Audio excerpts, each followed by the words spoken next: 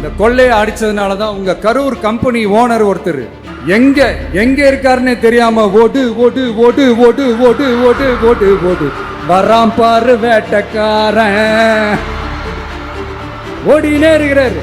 இன்னொருத்தர் ஃபாரின்ல போய் ஒளிஞ்சுக்கிட்டாரு. ஃபாரின் ஸ்டாலின் சார்ன்னு நினைச்சிட்டு போறீங்க, அவர் இல்ல. எனக்கு எப்பவுமே ஸ்டாலின் சார் மேல ஒரு தனி பாசம் ஒண்ணு உண்டு.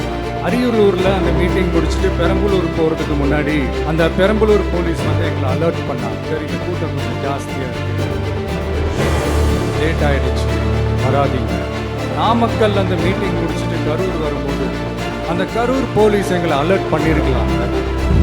they have all the rights to cancel the meeting. எங்ககிட்ட கேட்கணும்லாம் ஒன்றும் அவசியமே கிடையாது. ஆனால் அதையெல்லாம் எதுவுமே செய்யாமல் இந்த ஹைவேல இருந்த அந்த ஸ்பாட்டுக்கு போலீஸே எங்களை உள்ளே கூட்டிகிட்டு வந்து விட்டு அந்த நாடகம்லாம் இருக்கு பாருங்க. நம்பிட்டேங்க, முழுசாக நம்பிட்டேன். இப்படி ஒரு சம்பவம் நடந்துருச்சு. இது ஏன், எதனால, அதுக்கான பின்னணி என்னன்ட்டு அந்த வலியோட வீட்டில் உட்கார்ந்துட்டு இருக்கிற ஓடி ஒளிஞ்சிட்டான்னு வர சொல்றீங்களா? வாயின்னு முன்ன இருந்தா என்ன வேணாலும் பேசுவீங்களா? இவ்வளவு குறைகள் நம்ம மேல சொல்றாங்களே, இப்போ நான் சொன்ன மாதிரி அவங்களால ஓப்பனா சொல்ல முடியுமா? அந்த தில்லு இருக்கா, திராணி இருக்கா? ஒரு கிடையாது. பேசிருக்கும் போது எஞ்சி ஓடிடுறாங்க. 5 நிமிஷம் பேசினதுக்கே குளத்தூர்ல கொத்து பரோட்டா போட்டாங்க.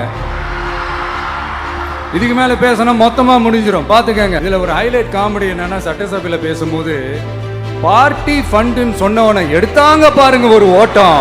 ஹாலிடேஸ்னாலே அது நம்ம ஜிடி ஹாலிடேஸ் தான். South India's #1 travel brand. Aachi Masala. எந்த சமையலும் ருசி தேடும் ரகசியம். 20 ரூபாய். BCA Cyber Security, AI and ML, BBA Digital Marketing, FinTech and Digital Banking போன்ற Industry 4.0 courses join பண்ண JNN College of Arts and Science, Redis, Chennai. ஒரு மனுஷன் லைஃப்ல எவ்வளோ பெரிய ஒரு உயரத்துக்கு போனாலும் மனசளவில் சில வலிகள், காயங்கள், அதை மறக்க முடியாது இல்லையா? எல்லார் லைஃப்லையும் அப்படி தான், நமக்கும் அப்படி தான். நிறையா வலிகள், காயங்கள் எல்லாத்தையும் தாண்டி தான் வந்திருக்கிறோம். ஆனால் எல்லாத்தையும் விட ரொம்ப ஜாஸ்தியான அந்த வலியும் அந்த காயமும் எனக்கு அந்த கரூர் சம்பவம் தான்.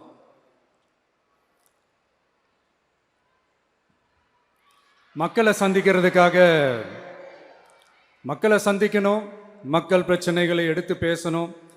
அதுக்காக தான் அந்த மக்கள் சந்திப்பு பயணத்தை தொடங்கி திருச்சி, அரியலூர், நாகப்பட்டினம், திருவாரூர், நாமக்கல், கரூர் அப்படின்னு சொல்லிட்டு போயிட்டு இருந்தோம். அரியலூரில் அந்த மீட்டிங் முடிச்சுட்டு பெரம்பலூர் போகிறதுக்கு முன்னாடி அந்த பெரம்பலூர் போலீஸ் வந்து எங்களை அலர்ட் பண்ணாங்க. சரிங்க, கூட்டம் கொஞ்சம் ஜாஸ்தியாக இருக்குது, லேட் ஆகிடுச்சு, வராதீங்க அப்படின்ட்டு. So we had no choice. Police சொன்னால் நம்ம அதை ஒபே பண்ணி தானே ஆகணும். அதே நேரத்தில் பெரம்பலூர் மக்களோட அந்த சேஃப்டியும் மைண்டில் எடுத்துக்கிட்டு ஒரு மன வலியோடவே திரும்ப போயிட்டோம். அதுக்கப்புறம் பெரம்பலூர் தொகுதி மக்களுக்கு மன்னிப்பும் கேட்டோம். அதே மாதிரி நாமக்கல் அந்த மீட்டிங் முடிச்சுட்டு கரூர் வரும்போது அந்த கரூர் போலீஸ் எங்களை அலர்ட் பண்ணியிருக்கலாம்ல.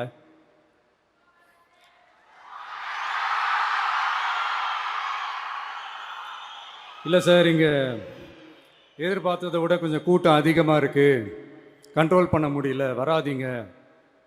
அண்ட் போலீஸ் நினச்சா அவங்க அந்த மீட்டிங்கே கேன்சல் பண்ணலாம். ஏதோ தப்பாக இருக்குது, ஏதோ தப்பாக தோணுது அப்படின்னு நினச்சிட்டாலே they have all the rights to cancel the meeting. எங்ககிட்ட கேட்கணும்லாம் ஒன்றும் அவசியமே கிடையாது. ஆனால் அதையெல்லாம் எதுவுமே செய்யாமல் அந்த ஹைவேல இருந்த அந்த ஸ்பாட்டுக்கு போலீஸே எங்களை உள்ளே கூட்டிகிட்டு வந்து விட்டு அந்த நாடகம்லாம் இருக்கு பாருங்க.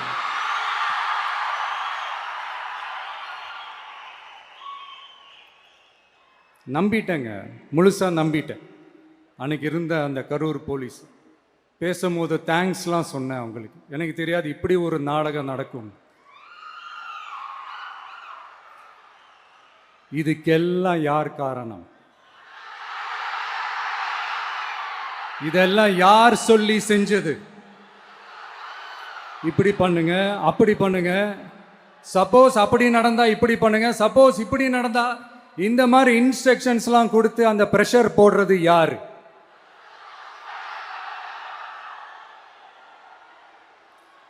அந்த சம்பவத்தில் நம்ம யாரெல்லாம் இழந்திருக்கோம் தெரியுமா? ஒரு டிவியில் என் படமோ பாட்டோ வந்துச்சுன்னா, அம்மா விஜய் மாமா, அம்மா விஜய் மாமா அப்படின்னு சொல்லி அவங்க அம்மா கிட்ட சிரிச்சுக்கிட்டு அந்த டிவி ஸ்க்ரீனை போய் தொட்டு முத்தம் கொடுத்துக்கிட்டு, என் அக்கா தங்கச்சிங்களோட தங்க பிள்ளைகளை இழந்திருக்கோம்யா. மழலை கூட சரியா வராதப்போ ஒரு பேப்பர் மேகசினில் என் ஃபோட்டோவை பார்த்தா அதை சிரிச்சுக்கிட்டு, அந்த கள்ளங்கபடம் இல்லாத அந்த சிரிப்பு, அந்த கடவுள் மாதிரி இருக்கிற அந்த பச்சை பிள்ளைங்களை இழந்திருக்கோம்யா. என் அக்கா தங்கச்சி அண்ணன் தம்பி குடும்ப உறவுகளை இழந்து அந்த வலியோட இருக்கிற என்ன நீங்க ஏளனமா பேசுறீங்களா? என் மேல பழிய தூக்கி போடுறீங்களா? இப்படி ஒரு சம்பவம் நடந்துருச்சு. இது ஏன், எதனால, அதுக்கான பின்னணி என்னன்ட்டு அந்த வலியோட வீட்டில் உட்கார்ந்துட்டு இருக்கிறேன். ஓடி ஒளிஞ்சிட்டான்னு வர சொல்றீங்களா? வாயின்னு முன்ன இருந்தா என்ன வேணாலும் பேசுவீங்களா?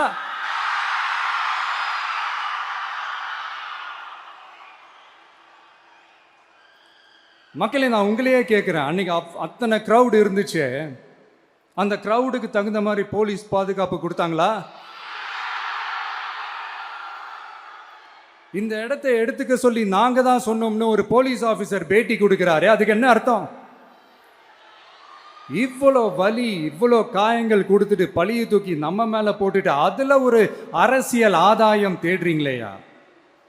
இதுல வாய் கூசாம சட்டசபையில ஸ்டாலின் சார் நம்ம மேல திருப்பி விட்டு அங்க ஒரு அரசியல் செய்றாரு. அதுக்கு என்ன அர்த்தம்?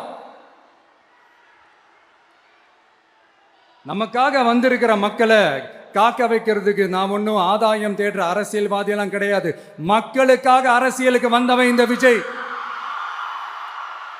எனக்காக எல்லாமும் கொடுத்த என் மக்களுக்காக எல்லாத்தையும் விட்டுட்டு மக்களுக்காக மட்டுமே அரசியலுக்கு வந்தவன் இந்த விஜய். அவங்களுக்காக நன்றி கடன் செலுத்துறதுக்காக மட்டுமே அரசியலுக்கு வந்தவன் இந்த விஜய். உங்களுக்கு தான் இந்த விஜயை பத்தி நல்லா தெரியுமே. ஆனா நம்ம எல்லாருக்குமே இத்தனை வலிகள் காயங்கள் கொடுத்தவங்களுக்கு இந்த 2026 தேர்தலில் தக்க பதிலடி கொடுத்துட்டீங்க. ஆனா அது மட்டுமே பத்தாது மக்களே, அது மட்டுமே பத்தாது. காலகாலத்துக்கும் எழுந்திருக்கவே முடியாத அளவுக்கு நிரந்தரமான ஒரு பதிலடியை நீங்க கொடுத்துக்கிட்டே இருக்கணும்.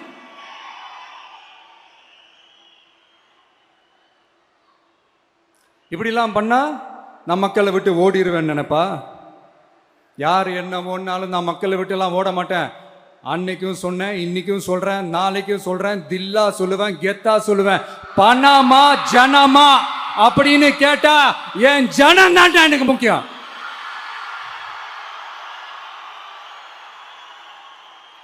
மக்களே, உங்களை விட எனக்கு இந்த காசு பணம் முக்கியமா என்ன? இவ்வளோ குறைகள் நம்ம மேல சொல்றாங்களே, இப்ப நான் சொன்ன மாதிரி அவங்களால ஓப்பனா சொல்ல முடியுமா?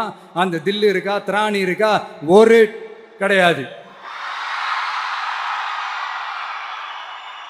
ஆனா நம்ம மக்கள் அமைச்சு கொடுத்த நம்ம அரச குறைகள் மட்டும் டிசைனா மாடலா குறைகள் மட்டும் சொல்லுவாங்க. ஒவ்வொரு டிபார்ட்மெண்ட்லயும் அந்த பார்ட்டி ஃபண்ட், அந்த கட்சி நிதின்ற பேர்ல அடிக்கிற கொள்ளையெல்லாம் இந்த தீய சக்தியா இருக்கட்டும், தீந்து போன சக்தியா இருக்கட்டும், ரெண்டு பேரும் மாறி மாறி இதே தான் செஞ்சிட்டு இருக்கிறாங்க. இதுல ஒரு ஹைலைட் காமெடி என்னன்னா, சட்டசபையில் பேசும்போது பார்ட்டி ஃபண்டுன்னு தான் சொன்னேன். அது எந்த பார்ட்டி, என்ன ஃபண்டு, யாரு, என்ன பேரு, எதுவுமே சொல்ல. பார்ட்டி ஃபண்டுன்னு சொன்னவனை எடுத்தாங்க பாருங்க ஒரு ஓட்டம். எனக்கே ஃபர்ஸ்ட் புரியல, ஏன்பா ஓடுறாங்க? அப்படி என்ன நம்ம இப்போ சொல்லிவிட்டோம்? அதான் அந்த குற்றமுள்ள நெஞ்சுக்கு தான் குறுகுறேங்கும். இது எப்படி இருக்கு தெரியுமா? எங்க அப்பா பீரோக்குள்ள இல்லை, எங்க அப்பா பீரோக்குள்ள இல்லை அப்படின்னு சொல்ற மாதிரி. ஐயோ, ஏன் கேட்குறீங்க? இவங்களோட செம்ம கூத்தா இருக்குங்க, செம்ம ஃபன்னா இருக்கு. சென்னையில் ஒரு பாலம் கட்டுறதுக்காக நார்மலாக ஆகிற செலவை விட அதிக செலவில், கிட்டத்தட்ட டபுள் மடங்கு செலவில் ஒரு டெண்டர் ஒன்று விட்டுருக்குறாங்க. அதையெல்லாம் தோண்டி எடுத்து அதெல்லாம் இப்போது கண்டுபிடிச்சி கேன்சல் பண்ணியிருக்கிறோம். இன்னும் எத்தனை கோடி ஊழல், எத்தனை லட்சம் குடல் தோண்ட வருமோ எங்களுக்கே தெரில. ஒவ்வொரு முகமுடியாக கிழியுது. ஐயோ இந்த விஜய் ஒவ்வொரு கதையா எடுத்து வெளியில விட்டுருவான் போலேன்ட்டு திரும்புற பக்கம்லாம் கதறல் கதறல் கதறல், காதல இருந்து ரத்தம் வராத குறை. ஆமா, இப்படி ஊழல் ஊறி போனவங்க இப்படிதான் இருப்பாங்க. இந்த 50-55 நாட்கள்ல அங்க செஞ்ச சில விஷயங்கள்லாம் சட்டசபையிலே எடுத்து சொன்னேன். பட் இங்க ஒரு சில விஷயங்கள் சொல்லணும்னு நினைக்கிறேன். இந்த மின்சாரத்துறையில் இதுக்கு முன்னாடி போட முடியாமல் இருந்த அந்த பதவி உயர்வை இப்போதான் எங்களால் போட முடிஞ்சுது. அதுக்காக ஒரு அக்கா அழுதுகிட்டே ஒரு நன்றி சொன்னாங்களே, அதெல்லாம் அவங்க கண்ணில் படாது அந்த வீடியோலாம் குறை சொல்கிறவங்களுக்கு. அடுத்து லஞ்சம்லாம் ஒழிக்க முடியாது, ஊழல்லாம் ஒழிக்க முடியாது, அதெல்லாம் பிளட்டிலேயே ஊறி போய் இருக்கு அப்படின்னு சொன்னவங்க போய் ஒவ்வொரு கவர்மெண்ட் ஆஃபீஸாக பாருங்க, ஒரு பைசா லஞ்சம் இல்லை, ஒரு பைசா ஊழல் இல்லை, வேலையெல்லாம் சும்மா டக்கு டக்கு டக்குன்னு நடக்குது.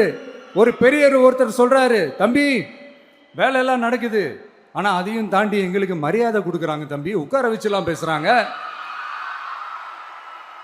இதெல்லாம் இதுக்கு முன்னாடி நடந்ததே இல்லை. அவனை போய் பாரு, இவனை போய் பாரு, இந்த ஆஃபீஸரை போய் பாருன்னு சொல்லி அலைய விடுவாங்க. இப்போ லஞ்சம் இல்லை, ஊழல் இல்லை, வேலையெல்லாம் உடனே நடக்குது. மக்கள் அப்படி ஒரு பெருமூச்சு ஒன்று விடுறாங்க. அதை பார்த்து நமக்கு அப்படி ஒரு ஹாப்பினஸ்.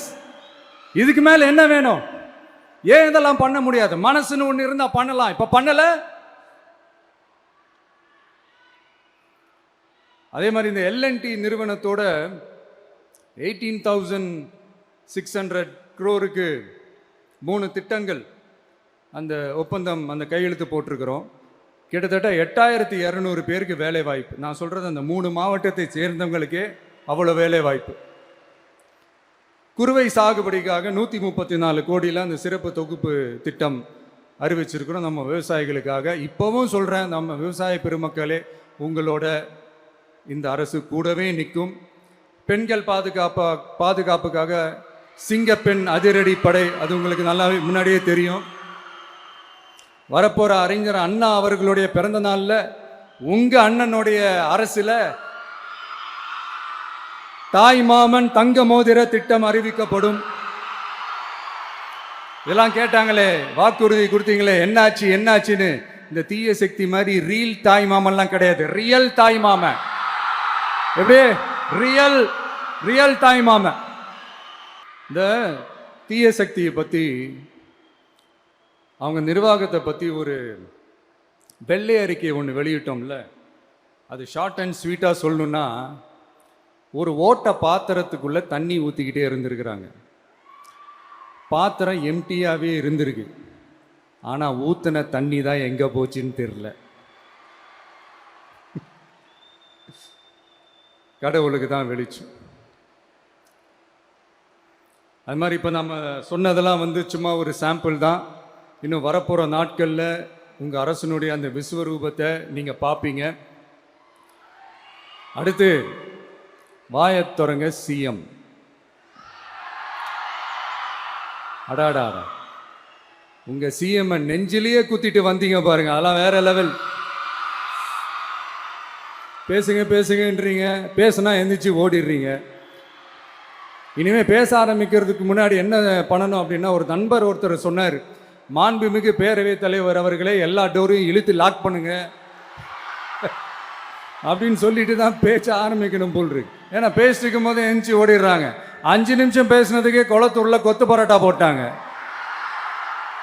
இதுக்கு மேலே பேசினா மொத்தமாக முடிஞ்சிடும், பார்த்துக்கங்க. நாம் அரசியல் பேசினா விஜயெல்லாம் அரசியல் பேசலாமா அப்படிங்கிறது.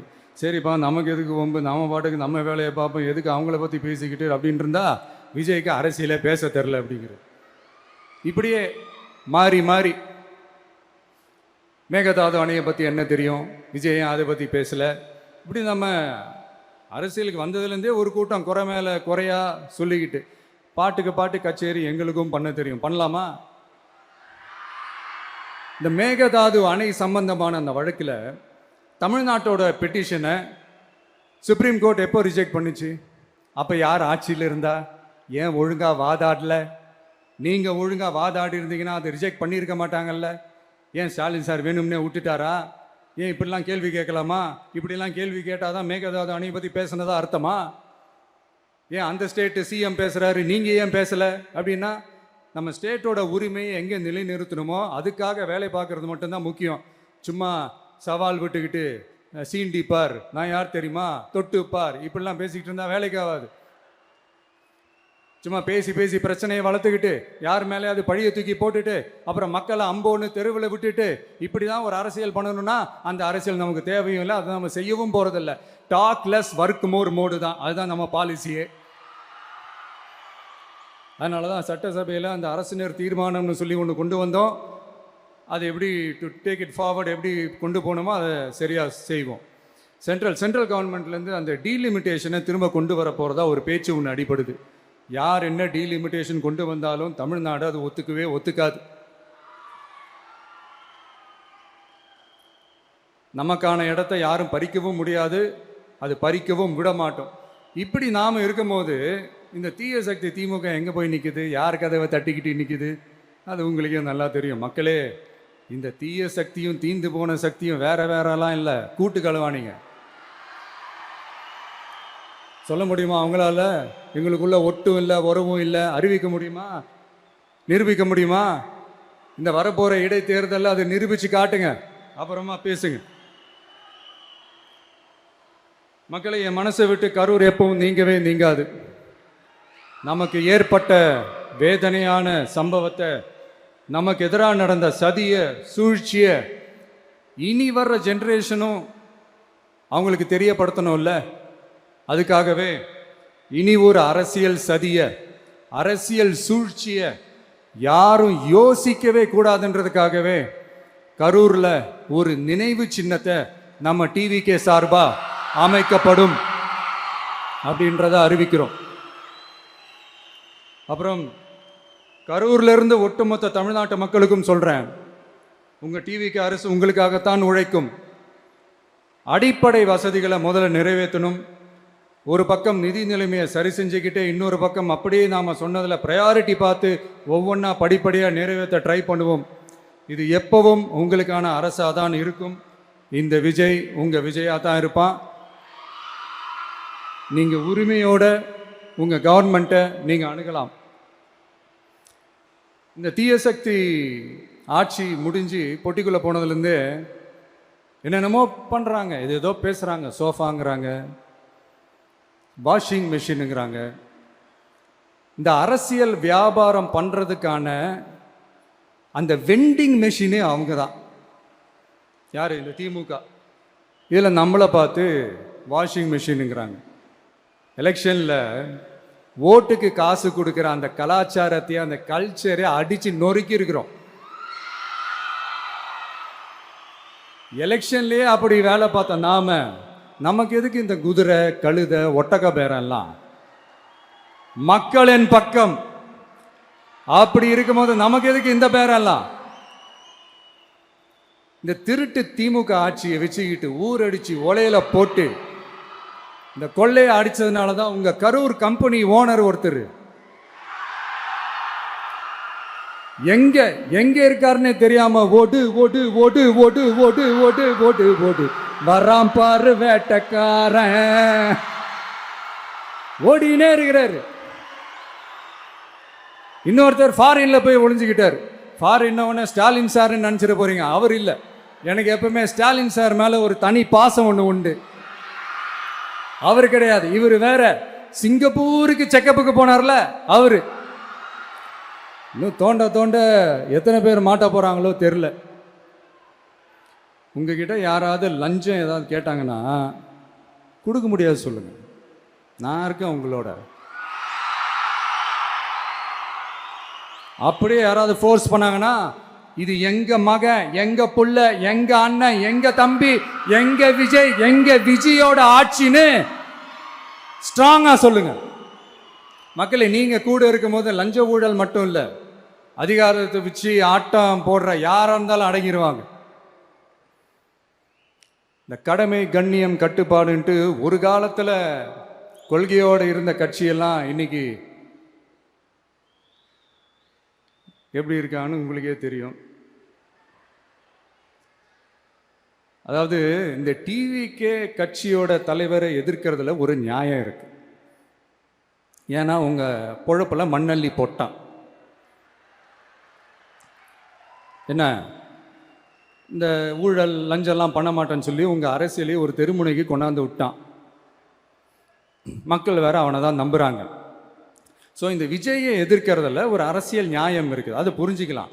ஆனால் இன்னைக்கு இந்த விஜயை மக்கள் ஓட்டு போட்டு ஜெயிக்க வச்சு ஒரு தீர்ப்பை கொடுத்து மக்களுக்காக வேலை செய்யறதுக்காக முதலமைச்சராக உட்கார வச்சிருக்கிறாங்க. என்னமோ இன்னமும் நீங்க தான் ஆட்சியில் இருக்கிற மாதிரி.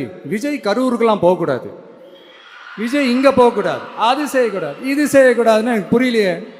ஆட்சியில் இருக்கும் போது தான் இவ்வளோ கட்டுப்பாடெல்லாம் போட்டீங்க, எஸ்ஓபிஸ்லாம் போட்டீங்க, ஸ்டாலின் சார் ஆப்ரேட்டிங் ப்ரொசீஜர்லாம் போட்டீங்க. இப்போவும் அதே பண்ணிட்டு இருந்தீங்கன்னா என்ன சார் நியாயம்?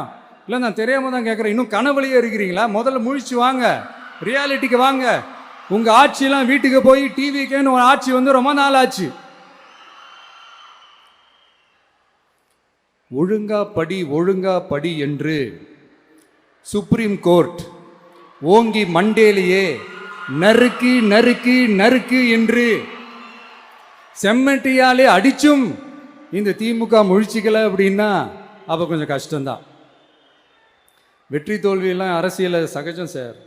அதுக்காகலாம் வெறி பிடிச்சி இந்த பதவி வெறி பிடிச்செல்லாம் அலைய தேவையில்லை. நல்ல விதமாகவே சொல்கிறேன், நியாயமான அரசியல் பண்ணுங்க. ஓ, அதுதான் உங்களுக்கு தெரியாதுல்ல? இந்த தீய சக்தி திருத்தவும் முடியாது, அவங்களா திருந்துவாங்கன்னு பார்த்தா அதுவும் நடக்க போகிறதில்ல. அதனால் வரப்போகிற இடைத்தேர்தலில் மக்களே இந்த தீய சக்தி திமுகவை நல்லா வெச்சு வெளுத்து விடுங்க. கான்பிடண்டா இருங்க மக்களே, நல்லதே நடக்கும், வெற்றி நிச்சயம். மீண்டும் சந்திக்கும் வரை நன்றி, வணக்கம்.